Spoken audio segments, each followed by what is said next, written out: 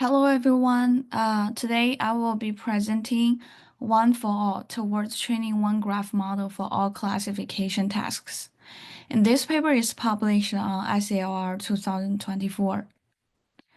This is today's outline, and I will begin with the background. First, I want to introduce the graph neural network, GNN. So GNNs are powerful machine learning models, and it is designed to operate on graph data. They have been used in social networks, molecular data, recommendation systems, and more graph-based system. So despite their success, GNs has faced challenges because the diverse data representations and task-specific constraints. For example, if I have a well-trained graph neural network specifically for the molecular property prediction, this model might not perform well when applied to the citation network classification because the molecular graphs are characterized by the chemical bonds and some atomic properties. But the citation networks rely on the relationship between among the paper's documentations and their contents. And additionally, graph neural networks always perform good in the node classification tasks, like, for example, like predicting the research paper topics, but they often fail to effectively handle the link prediction task. So, the next terminology I want to introduce is graph foundation model. So for a foundation model is essentially a large-scale model trained on extensive data sets. And these training will enable these models to adapt effectively for many different downstream tasks. So we've seen significant success with the foundation models in natural language processing. For example, like the models like GPT, like BERT, have demonstrated impressive abilities in text generation, translation, and question answering tasks. So, however, when it comes to the graph data, the scenario is quite different. Typically, graph neural network have been specialized, so meaning that each graph neural network model is usually designed and optimized for a single dataset or a single task. So the general pop general the general pop general goal flexibility we see in the language model has not been achieved for the graph-based tasks. Okay, now let's discuss the what motivates this work, this paper. So there is a clear need that in the graph learning community, it, it we need a like unified general purpose model. Currently, the models in the graph domain are specialized, meaning each of them usually address just one specific type of graph tasks and dataset. And we have seen the powerful success in natural language processing through the large language models, which effectively handle many different tasks within just a single architecture. Therefore, there is a question is that can graph learning achieve similar success? But the graph domain have their unique challenges. So in the graph, first, the graph datasets um, d- often graph datasets often change greatly in their representations.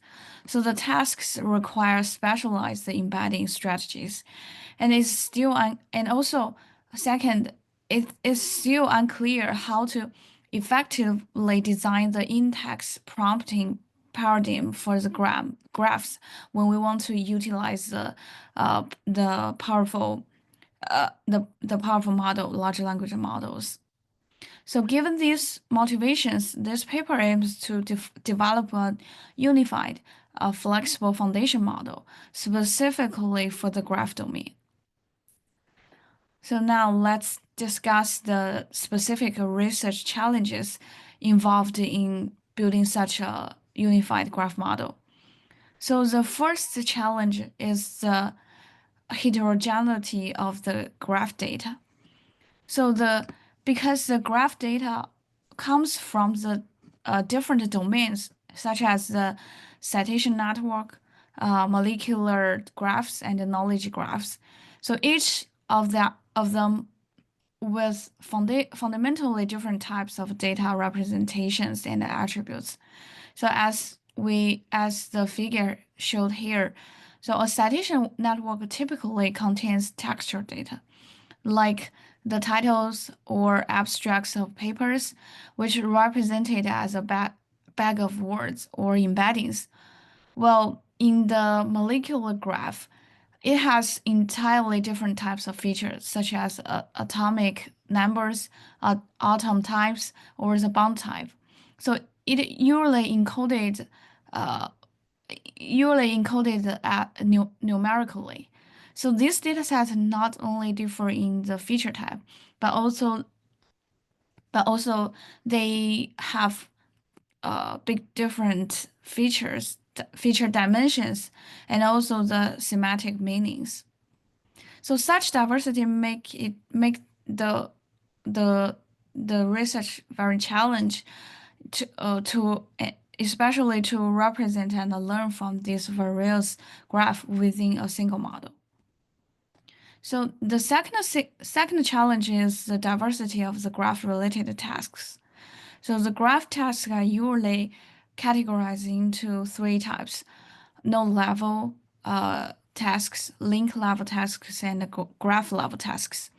So each of these require different strategies from graph neural networks. For example, for the node level tasks, such as node classification, it's usually beneficial to smooth the node features using the neighborhood information, and it will allow the model to capture the structure patterns effectively. But on the other hand, for the link level and the graph level tasks, like predicting the presence of a link between the nodes or classifying the entire graphs, so capture the local structure details is essential. Capture the local, yeah, it is important to capture the local structure details. So therefore, for these tasks, the previous work typically develop more expressive graph neural network architecture to for to for modeling the richer structure details. So due to these distinct requirements, so traditional graph neural networks optimized for one type of tasks often struggle to perform well in other tasks. So this is another crucial challenges this paper address. They want to unify these very varied graph tasks with using a single model. Okay.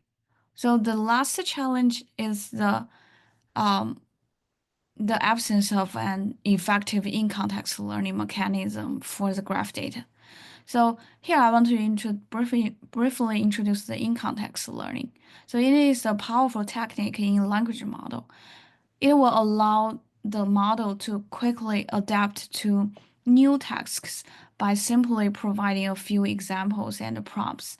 Without in using this method, it doesn't need retrain the whole model. But here, the graphs currently lack a clear and effective way to achieve a similar in-context learning. So as shown in the figure, so in a typical graph scenario, uh, when we introduce a new class, for example, LLM, so it would require retraining or we need to significantly modify the neural network architecture. And this will make challenge for the graph model to dynamically adapt to previously unseen class or the tasks without or some tasks if we don't have the substantial retraining or fine-tuning behavior. So this gap in the graph domain highlights another key objective of this work. They want to develop a flexible prompting mechanism for graph model to effectively support the learning like in context learning. Okay, next, let's introduce an important preliminary concept, text attribute graph, TAG tags. So these are graphs where the node and the edges uh, are associated with the human readable textual descriptions. So the key reason using text is to address the problem of the diversity of the graph. So um, in the another preliminary is the learning scenarios considered in this paper. So first, the paper used the standard supervised learning scenario for classification tasks. That is, given a dataset D, they split the dataset into training, validating, and test subsets, and the model is trained using the training data. And its hyperparameter is obtained based on the performance on the validation set. And finally, the model will evaluate on a separated test set. So a critical point here is that in supervised learning, all the classes present in the validation test sets have already been seen during the training. Okay. Um, the next learning scenario is the few shot learning. So this learning presents a scenario where the model sees only a limited number of the examples per class during the training. And the classes during the evaluation is different from those in the training phase, training period. So therefore, the model must leverage the generalizable knowledge during the training to accurately classify the examples from the completely new unseen classes that in the training phase. So formally, the set of classes in the training phase and testing phase are disjoint, as shown in this equation here. So the last learning scenario is zero-shot learning. So this learning is even more challenge. So in this scenario, it can be viewed as a special case of few-shot learning, where the model has to predict the outcomes for classes it has never seen during the training. And most importantly, without any labeled example for this new class.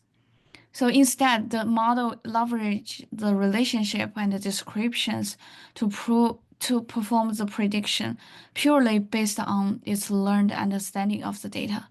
So this learning is a particular challenge, but it is a practically valuable scenario. Okay. So finally, I want to introduce the concept of in-context learning. So it, as I mentioned before, it has been if being investigated in the natural language processing field. So in context learning, so leverage the pre-trained large language model by providing a few examples or they will put this example directly in the prompt. So the pre-trained model can then dynamically perform the given text by generating the appropriate outputs uh, conditioned on the given prompt. So the paper here aim to explore and leverage this idea to enhance the graph fundamental model. So to improve their performance on different classification tasks with the minimal additional information and a process of fine-tuning. Okay.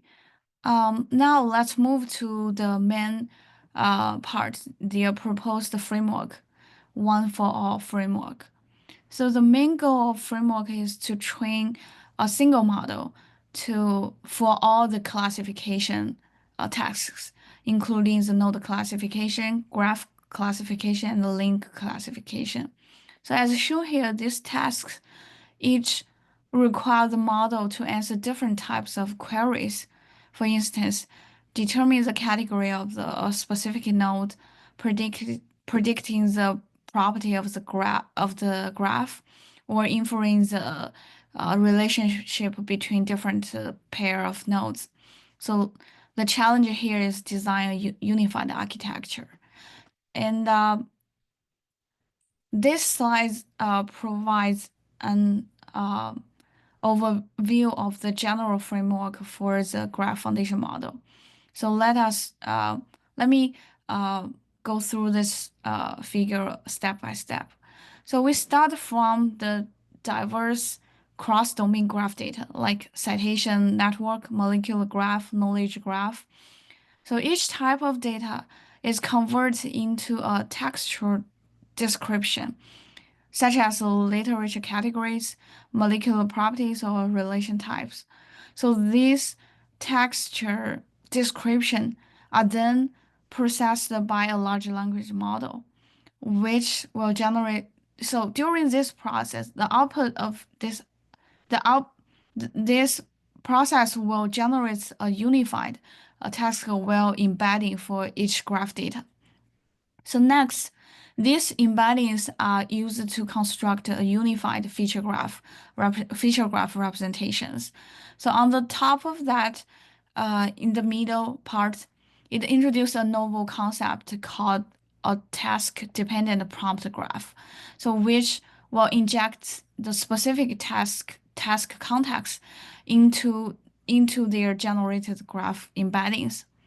So finally, all these embeddings and prompts will be fed into a single unified graph neural network, so which will simultaneously handle different tasks uh, like node level, graph level, link level tasks. So the single graph neural network structure will ensure that the model can generalize well across various tasks. So without designing some task-specific structures or make any adjustments or some extensive fine-tuning and training process. Okay, this is the overview of the framework. So here is some specific details. Remember they have three challenges in this paper. The solution to tackle the first challenge, the graph varies the difference between the graph data. So they propose the use of the tags. The key idea is to convert the diverse graph data into standard unified textual representation. Specifically, each node and each edge, regardless the original data domain, is described using the natural language tags. So these are generated by using an LLM model, and it will generate a fixed sized vector embeddings for each graph, and it is consistent and unified, and they share a unified feature space. As we show here, whether the data come from different graph types, the conversion into the text allow the model to handle differences between the feature types and the dimension and the different dimension of the graph feature of the graphs. Okay. Here we show some prompt uh, uh, some prompts they used in the paper. So for edge features, they include a descriptive format to specify the type and the content of the relationship. So examples here include the chemical bonds between the atoms in the citation between the papers.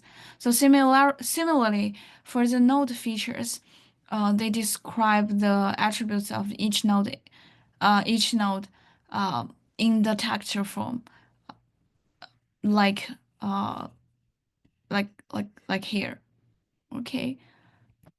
And to solve the challenges, the second challenge, they unify the different graph tasks with a new idea, nodes of interest.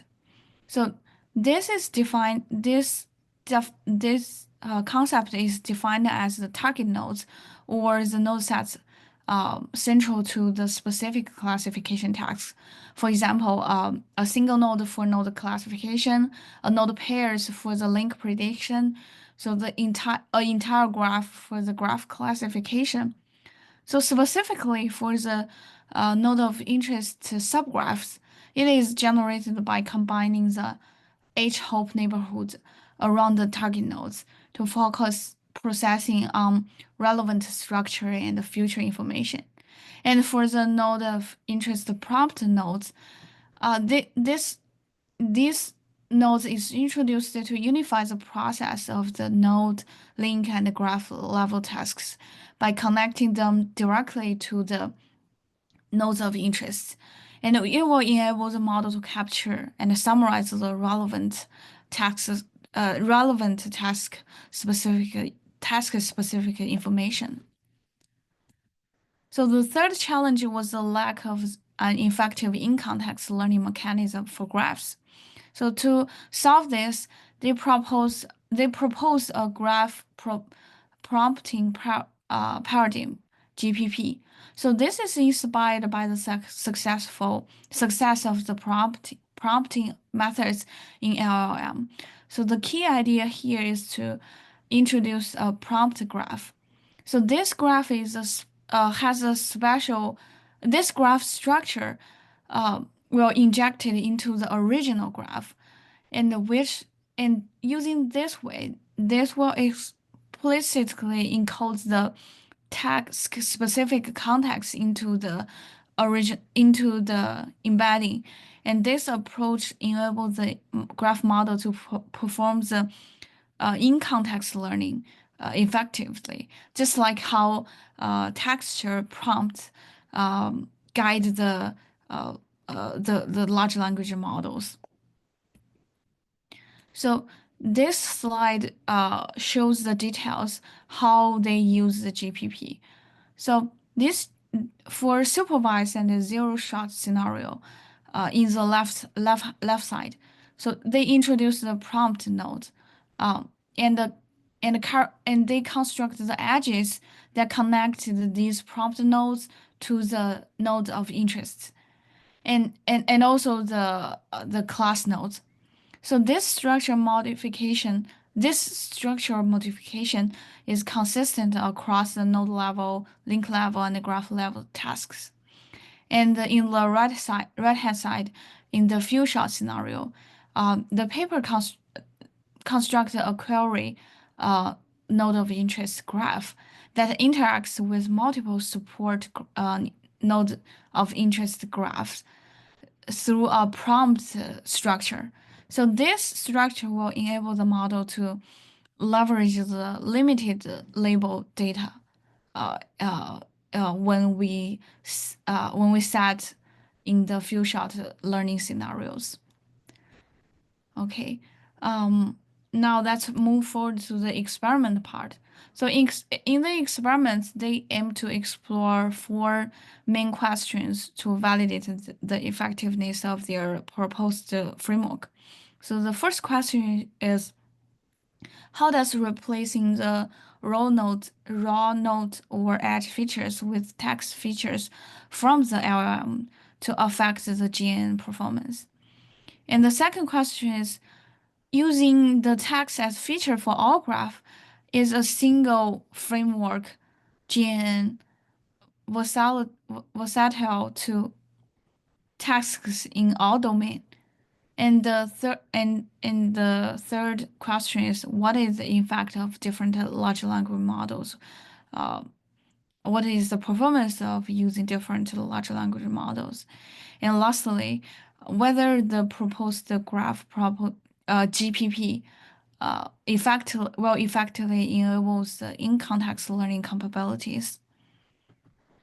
So for the experiments, they choose the different data sets in three domains. For citation network, they use Cora, PubMedical, and archive dataset. For molecular graphs, they also have three datasets, and they also have two datasets for the knowledge graphs. So, and the in all the experiments, all the datasets was evaluated for three tasks: node classification, link prediction, and graph classification tasks. So, um, they also consider three learning scenarios: supervised learning, few-shot learning, and also the zero-shot learning. So in supervised learning scenario, they compare the OFA, which is their proposed framework, with the traditional baseline graph, different types of different structure of graph neural network. For example, GCN, GAT, and GIN. And they also provide a comparative analysis of the performance using different LL, large language model embeddings. For example, the llama, the sentence former, and E5 large V2 model. So the results, this table shows the results on under the supervised learning scenario. So this result shows the performance improvements by using their proposed framework.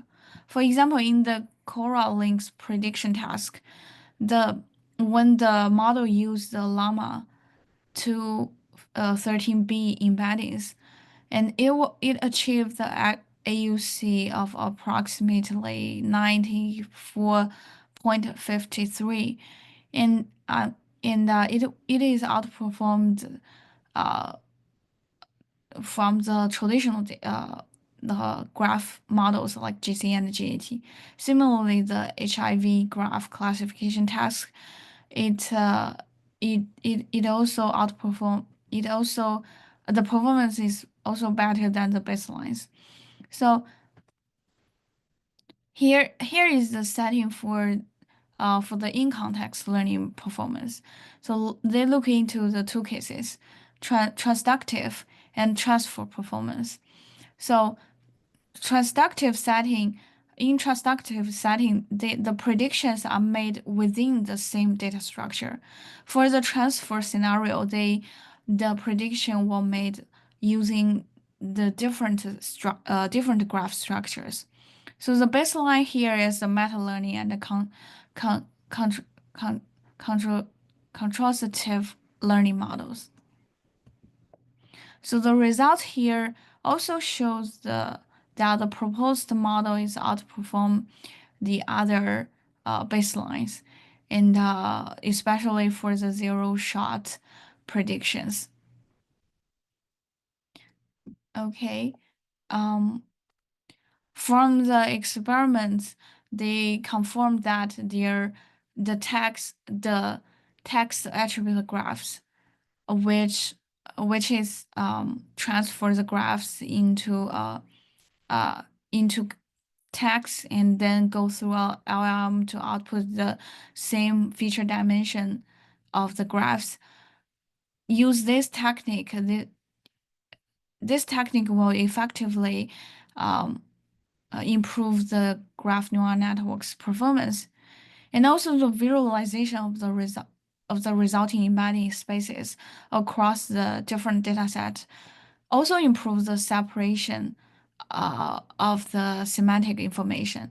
So which shows that uh, their which also indicate the advantage of their proposed framework, unified framework. And last, the use of they observe that a more powerful large language models will consistently provide stronger performance across the uh, different graph tasks. In conclusion, this work contributes in two major ways. First, they successfully developed a unified framework that handle diverse graph domains and tasks. And secondly, they introduce a novel graph prompting paradigm that will effectively enable in-context learning on the graph data. Here are the limitations and the future works. So currently, the proposed framework mainly address the classification tasks, and they still cover and they cover a limited number of graph domains. So future research direction, they they listed in the paper is to extend their framework to cover regression and additional domains, and also they want to improve the scalability, efficiency, and compute and the interpret interpretability uh, to of their models. Okay, that is all for today's uh, presentation. Thank you for listening.